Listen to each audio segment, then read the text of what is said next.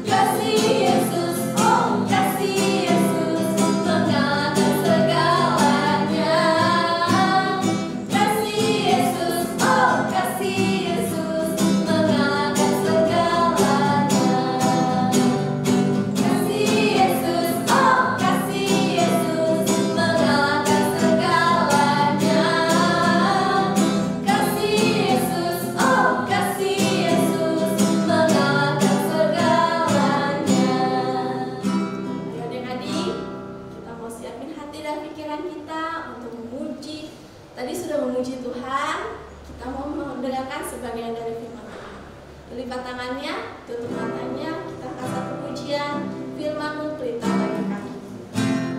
Firman-Mu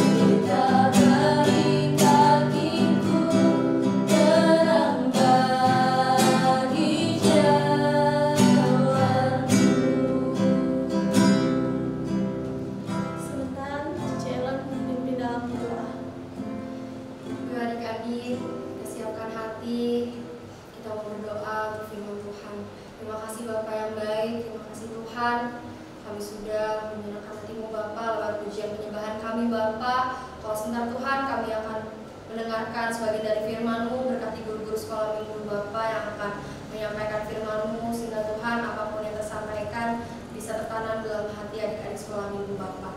Terima kasih Tuhan Yesus, kami sambut firman-Mu dengan penuh ucapan syukur hanya dalam nama Tuhan Yesus Kristus. Haleluya. Amin. Bagi adik-adik yang di rumah masih ada sukacita untuk mendengarkan firman Tuhan. Kalau masih ada sukacita, kalian siapkan Alkitab kalian. Kita mau sama-sama belajar tentang firman Tuhan. Jadi pada hari ini Tante mau bercerita tentang Petrus. Nanti kita sama-sama belajar ya. Kita mau kenal lebih dekat lagi siapa itu Petrus. Kita mau baca, jadi ayat firman Tuhan pada hari ini terdapat di dalam Kisah Para Rasul 2 ayat 14a. Nanti kita loncat ke ayat 22 sampai 32. Kalau sudah dapat nanti kita akan baca bersama. Memang agak panjang tapi nanti kita akan baca secara bersama-sama ya. Kalau sudah dapat mari kita baca pada hitungan ketiga. 2, 3. Maka bangkitlah Petrus berdiri dengan ke-11 rasul itu. Dan dengan suara nyaring ia berkata kepada mereka, "Hai orang-orang Israel, dengarlah perkataan ini yang aku maksudkan. Ialah Yesus dari Nazaret, seorang yang telah ditentukan Allah dan yang dinyatakan kepadamu dengan kekuatan-kekuatan dan mukjizat-mukjizat dan tanda-tanda yang dilakukan oleh Allah dengan perantara Dia di tengah-tengah kamu, seperti yang kamu tahu. Dia yang diserahkan Allah menurut maksud dan rencananya telah kamu salibkan dan kamu bunuh oleh tangan bangsa-bangsa durhaka. Tetapi Allah membangkitkan Dia dengan melepaskan Dia dari sengsara maut, karena tidak mungkin Dia tetap berada dalam kuasa maut itu. Sebab Daud berkata tentang Dia, aku senantiasa memandang kepada Tuhan, karena Ia berdiri di sebelah kananku, aku tidak goyah. Sebab itu hatiku bersukacita dan jiwaku bersorak-sorak. Bahkan tubuhku akan diam dengan tentram, sebab Engkau tidak menyerahkan aku kepada dunia orang mati, dan tidak membiarkan orang kudus-Mu melihat kebinasaan. Engkau memberitahukan kepadaku jalan kehidupan. Engkau akan melimpahkan aku dengan sukacita di hadapan-Mu. Saudara-saudara, aku boleh berkata-kata dengan terus terang kepadamu tentang Daud, bapa bangsa kita. Ia telah mati dan dikubur, dan kuburnya masih ada pada kita sampai hari ini. Tetapi ia adalah seorang nabi, dan ia tahu bahwa Allah telah berjanji kepadanya dengan mengangkat sumpah bahwa ia akan mendudukkan seorang dari keturunan Daud sendiri di atas tahtanya. Karena itu, ia telah melihat ke depan dan telah berbicara tentang kebangkitan Mesias. Ketika ia mengatakan bahwa dia tidak ditinggalkan di dalam dunia orang mati dan bahwa dagingnya tidak mengalami kebinasaan. Yesus inilah yang dibangkitkan Allah, dan tentang hal itu kami semua adalah saksi. Kita mau belajar tentang Petrus. Siapa itu Petrus? Petrus adalah salah satu murid pertama yang dipanggil oleh Yesus. Sebelum Petrus menjadi murid Yesus, pekerjaan Petrus adalah nelayan. Kalian tahu apa pekerjaan nelayan itu? Ya, nah, nelayan adalah seseorang yang pekerjaannya menangkap ikan di sungai, di laut, atau hasil-hasil laut. Itu pekerjaan seorang nelayan. Pada saat Yesus sedang berjalan di Danau Galilea, dia melihat Petrus yang sedang ada di kapalnya. Lalu Yesus memanggil Petrus, "Petrus, maukah engkau mengikut aku dan menjadi penjala manusia?" Mendengar hal itu, apa yang dilakukan Petrus? Petrus senang, lalu dia meninggalkan pekerjaan dia turun dari kapalnya atau perahunya tempat dia menangkap ikan, dia turun menghampiri Yesus, lalu dia bersedia untuk menjadi murid Yesus. Dari situ dia dengan setia mengiring Yesus, menyertai Yesus, ikut dalam pelayanan Tuhan Yesus. Dia menyaksikan bagaimana Yesus melakukan banyak sekali mukjizat. Dalam mengikuti Yesus, apakah Petrus selalu melakukan sesuatu yang baik-baik saja, lurus-lurus saja? Tidak. Jadi Petrus juga pernah melakukan kesalahan. Pada waktu itu, saat setelah Yesus pernah berkata kepada Petrus, "Petrus, sebelum ayam berkokok, engkau telah menyangkal aku sebanyak 3 kali." Tetapi Petrus gak percaya. "Oh Tuhan Yesus, saya tidak akan menyangkal engkau. Aku adalah murid yang setia. Aku tidak mungkin menyangkal engkau." engkau. Tetapi apa yang terjadi? Pada saat Yesus ditangkap untuk disalibkan, semua murid-murid Yesus itu ketakutan. Mereka berpencar. Nah, salah satunya Petrus. Nah, Petrus menjadi takut. Ada orang yang mengenali Petrus. Bukankah engkau salah satu orang yang pernah bersama-sama dengan orang Nazaret itu? Tetapi apa yang dilakukan Petrus? Dia menyangkalnya, oh saya tidak kenal dia, saya nggak pernah berjumpa dengan dia. Ada lagi orang yang bertanya kepada, iya saya pernah melihat engkau. Tetapi apa yang dilakukan? Dia menyangkal lagi. Lalu ada orang lagi yang berkata kepada dia, kamu benar-benar bersama Yesus orang Nazaret itu. Tetapi Petrus menyangkal untuk ketiga kali, saya tidak kenal dia sama sekali katanya. Lalu berkokoklah ayam. Lalu mendengar hal itu Petrus menjadi sadar bahwa dia ternyata telah menyangkal Yesus. Menyadari kesalahannya, Petrus sangat sedih dan dia mengakui kesalahannya. Setelah Yesus disalibkan, lalu Yesus mati dan Yesus bangkit, Petrus merupakan salah satu murid yang memberikan kesaksian yang luar biasa. Dengan kesaksian dari Petrus, banyak orang yang menerima Yesus sebagai juru selamat dan mengakui bahwa Yesus adalah Mesias. Petrus menyaksikan bagaimana Yesus telah melakukan banyak mukjizat, bagaimana Yesus tangkap, bagaimana disalibkan, lalu mati dan bangkit kembali. Jadi itulah yang disaksikan Petrus. Dia memberikan kesaksian kepada semua orang yang awalnya nggak percaya, tetapi dia bisa bersaksi. Yang awalnya Petrus sangat ketakutan, nggak berani, tetapi dia berani bersaksi dengan bantuan Roh Kudus. Dia menyaksikan bahwa Yesus adalah Mesias, dia adalah juru selamat, dia telah mati untuk kita semua dan bangkit. Jadi dari Petrus ini kita mau belajar, ya belajar untuk bersaksi. Wah, kita bisa disebut murid-murid Tuhan Yesus juga. Walaupun kita nggak lihat Yesus secara langsung, kita nggak menyaksikan semua mukjizat-mukjizat yang dilakukan Yesus, tetapi dengan iman kita mau percaya, dengan iman kita mau bersaksi bahwa Tuhan Yesus adalah juru selamat, bahwa Tuhan Yesus adalah Mesias. Dia adalah Allah yang hidup, Allah yang bersama-sama dengan kita, yang mampu membantu kehidupan kita. Kita mau belajar dari Petrus yang penakut ya, yang takut ditangkap oleh para prajurit. Tetapi setelah dia melihat bagaimana Yesus bangkit dan Yesus naik ke surga, dia dengan berani. Kalian bisa melihat bagaimana nanti perjalanan kehidupan Petrus yang terus memberi kesaksian kepada banyak orang. Jadilah anak-anak Tuhan yang berani bersaksi. Jadilah anak-anak Tuhan yang mau menyaksikan bahwa Yesus adalah juru selamat. Belajar seperti Petrus, jadilah anak yang takut dan dengar-dengaran kepada Tuhan.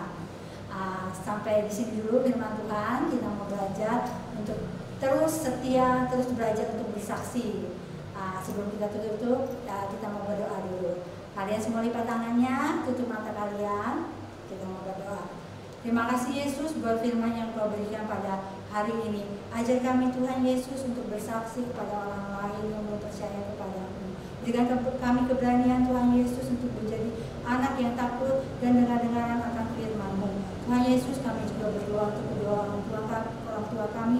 Engkau memberkati mereka, Engkau juga memberkati kami, anak-anak sekolah minggu pada hari ini. Engkau sertai kami setiap harinya, Engkau berikan kami kesehatan, kondisi fisik yang baik, menjauhkan kami dari segala penyakit yang ada. Berkati kesehatan kami dan jaga terus, lindungi kami setiap harinya. Kami serahkan hari ini ke dalam pimpinan tangan-Mu, ajar kami untuk selalu takut dan dengar-dengaran akan firman-Mu. Dan kami tutup doa ini mengucapkan syukur hanya dalam nama Tuhan Yesus Kristus. Amin.